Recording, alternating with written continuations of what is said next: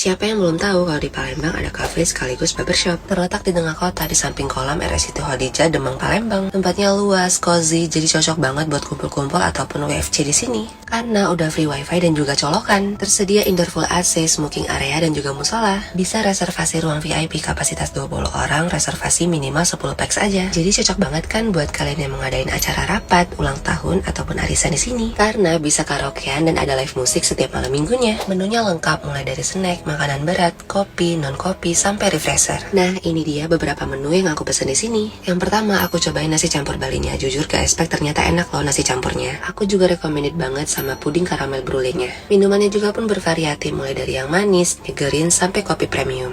Oh iya, tersedia paket buffet, promo sarapan, dan juga bandel makanan berat. Ada event tahun baru juga, kayak band, open grill, dan juga buffet. Mereka bukanya dari jam 6 pagi sampai jam 12 malam, dan untuk parkiran itu luas ya, bisa di samping kolam retensi. Kapan lagi coba ke cafe yang udah paket lengkap, ada barbershopnya juga lagi. So, tunggu apa lagi, buruan ajak orang tersayang ke Seantero Rasa Kopitiam Demang, Palembang.